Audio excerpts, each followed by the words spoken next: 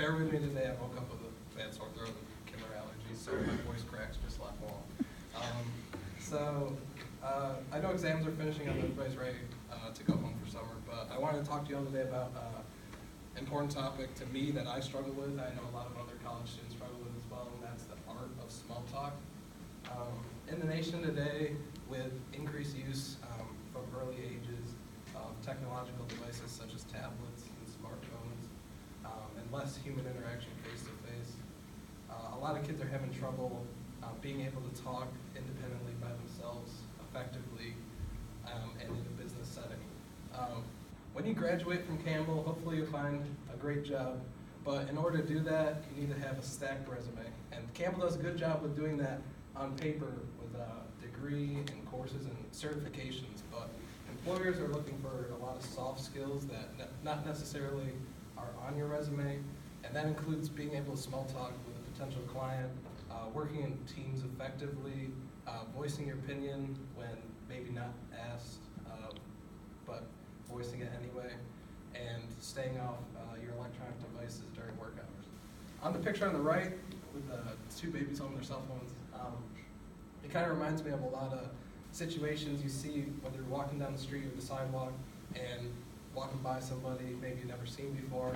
You'll whip out your cell phone and look at it to take shelter in that instead of gauging in eye contact, and it's kind of like a coddling device that we all get ourselves into. And on the screen here, my roommate Dylan let me take 5 pictures of him to help me with this presentation.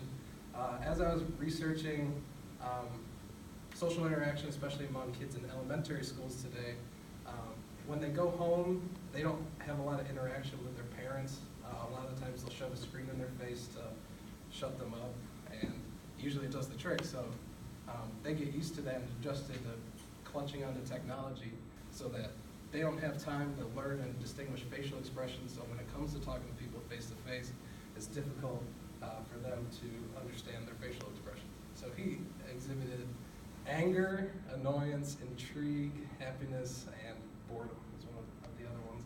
So out of this presentation, I want you to take away 4 main things, and that being names. So when you meet somebody for the first time, especially if it's a future potential employer, you want to make sure you remember their name. So when I'm talking with people for the first time, usually I try to think about what I'm going to say next, and I forget to keep their name in memory. And it doesn't look very good if you have to ask them again at the end what their name is. So you want to bring it up in the conversation. So if I was talking to somebody named Mike, I'd say, "Nice to meet you, Mike," and then keep using their name in conversation. Like, that's a very interesting point, Mike. And secondly, you don't want to be too nosy. So if you're asking people questions, you don't want to ask them rapid fire, like 3 in a row, where it can seem like you're almost interrogating them. They feel very uncomfortable with you and can give off a bad vibe about you towards them and could potentially not get you a job. And third, you want to share about yourself something memorable that leaves them when they go to bed at night, that they remember your name and the conversation they had with you, and you stick in their brain. And lastly, you want to have steady body language and position. So when you're talking to somebody new for the first time, you don't want to be too close to them where you're in their personal bubble and they feel anxious about you, but you don't want to be too far away from them where it feels like you may be shy or timid towards them. Usually an arm's length is a good distance, and then when you're listening to somebody, you don't want to have your arms crossed. It looks like you're defensive and you don't agree with what they're saying. Usually you want to have a